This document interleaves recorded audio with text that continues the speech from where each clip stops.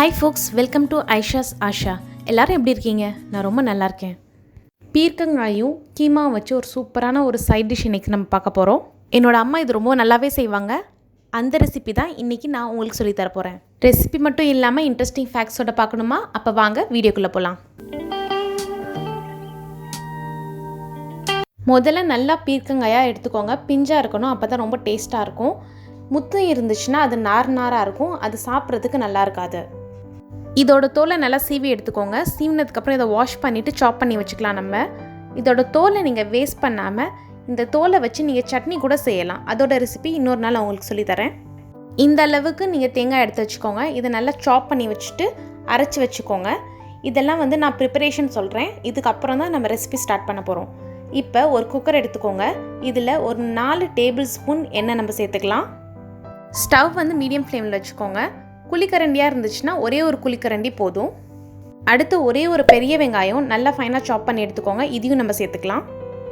வெங்காயம் நல்லா வதக்கி விட்டுக்கோங்க. இது நல்லா வதங்கினதுக்கப்புறம் 100-150 கிராம் நீங்கள் கீமா எடுத்துக்கோங்க. இதை நல்லா வாஷ் பண்ணிவிட்டு நான் வச்சுருக்கேன். இப்போது இதை நம்ம சேர்த்துக்கலாம். கீமா சேர்த்ததுக்கப்புறம் நம்ம எதுவுமே இப்போ ஆட் பண்ண வேணாம். இது கொஞ்சம் அதோட கலர் சேஞ்ச் ஆகிற வரைக்கும் இதை வதக்கிக்கலாம்.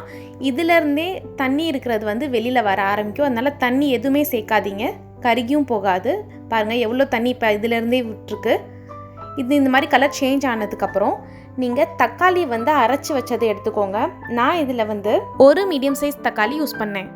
அடுத்து 1 டீஸ்பூன் சோம்பு, 1/4 டீஸ்பூன் மஞ்சள் தூள், 1 டீஸ்பூன் மிளகாய் தூள், இது எல்லாமே சேர்த்து நல்லா மிக்ஸ் பண்ணிடுங்க.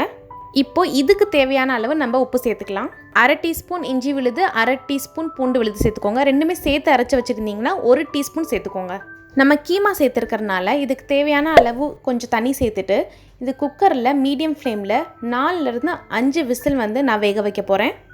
உங்கள் கறியோட அளவு பொறுத்து தான் நீங்கள் குக்கரில் வைக்கிற விசில் அளவு மாறும். உங்கள் கறி ரொம்ப சீக்கிரம் வெந்துடும் அப்படின்னு நீங்கள் ஃபீல் பண்ணிங்கன்னா 2-3 விசில் விட்டுக்கோங்க.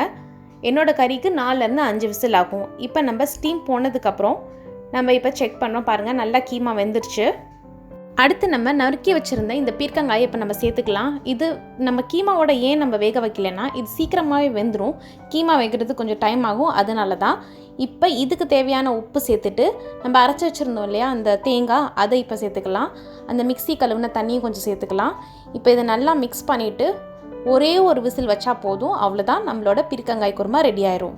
இது வேகிறதுக்குள்ளே நம்ம இன்ட்ரெஸ்டிங் ஃபேக்ட்ஸ் பார்த்துடலாம். பீர்க்கங்காய் இங்கிலீஷில் ரிட்ஜ்குord அப்படின்னு சொல்லுவாங்க, இல்லாட்டி ஸ்பஞ்ச் கார்ட் அப்படின்னு சொல்லுவாங்க. இந்த பீர்க்கங்காய் பிஞ்சாக இருக்கும்போது தான் நம்மளால் வெஜிடபிளாக சாப்பிட முடியும். இது முத்திருச்சுன்னா நம்மளுக்கு உள்ள நாராக நம்ம ஃபீல் பண்ணுவோம் இல்லையா, அது வேறு எதுவுமே இல்லை. அது கொஞ்சம் நாள் ஆனதுக்கப்புறம் பழுக்க ஆரம்பிச்சிரும். பழுத்தோடனே அதோட தோலை நம்ம எடுத்துட்டோன்னா உள்ளே ஃபுல்லாக நார் தான் இருக்கும். இது இயற்கையான ஒரு நார் சத்து உள்ள ஒரு வெஜிடபிள். நம்மளுக்கு கடவுள் கொடுத்த இயற்கையான ஃபைபரும் கூட. இது ஃபுல்லாக பழுத்ததுக்கப்புறம் இதோட தோலை நம்ம எடுத்துட்டோன்னா இந்த மாதிரி நம்மளுக்கு நாராக இருக்கும். இது தான் நம்ம குளிக்கும் போது தேய்ப்போம் இல்லையா, அந்த நாரும் கூட. இதை வச்சு தான் அதை தயாரிக்கிறாங்க. நம்ம பாத்திரம் தேய்க்கிறதுக்கு ஸ்பஞ்சாக இல்லை ஸ்க்ரப்பராக கூட இதை யூஸ் பண்ணிக்கலாம். பீர்க்கங்காய் நீங்கள் நிறையா சாப்பிட்டீங்கன்னா இது உங்களுக்கு வெயிட் லாஸ்க்கு ரொம்பவே ஹெல்ப் பண்ணும். உங்களுக்கு இந்த இன்ட்ரெஸ்டிங் ஃபேக்ட்ஸ் பிடிச்சிருந்தா கண்டிப்பாக லைக் பண்ணுங்கள். ஐஷாஸ் ஆஷாக்கு சப்ஸ்கிரைப் பண்ண மறந்துடாதீங்க. இதோட ஃபுல் ரெசிபி டிஸ்கிரிப்ஷன் பாக்ஸில் இருக்குது, தேவைப்பட்டவங்க செக் பண்ணிக்கோங்க. ஒரு விசில் வந்ததுக்கப்புறம் இதை நம்ம ஆஃப் பண்ணிவிட்டு ஸ்டீம் போனதுக்கப்புறம் நம்ம ஓப்பன் பண்ணி பார்ப்போம். நம்ம பீர்க்கங்காய் குருமா ரெடி ஆயிடுச்சு. சப்பாத்தி இல்லாட்டி கோதுமை ரொட்டிக்கு இது ரொம்பவே நல்லாயிருக்கும். இந்த குருமா நீங்கள் கண்டிப்பாக ட்ரை பண்ணி பாருங்கள். இது ரசம் சாதத்துக்கு கூட ரொம்பவே சூப்பராக இருக்கும். இந்த வீடியோ உங்களுக்கு பிடிச்சிருந்தா கண்டிப்பாக லைக் பண்ணுங்கள். நாங்கள் இதை துரை மீட்டா அப்படின்னு சொல்லுவோம்.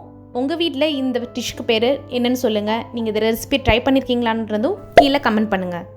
கடைசியாக கொஞ்சம் கொத்தமல்லி சேர்த்துட்டு இதை நீங்கள் சர்வ் பண்ண ஆரம்பிச்சிடலாம். என்ன இன்ஸ்டாகிராம், ஃபேஸ்புக், ட்விட்டரில் ஃபாலோ பண்ணாதவங்க ஃபாலோ பண்ணிக்கோங்க.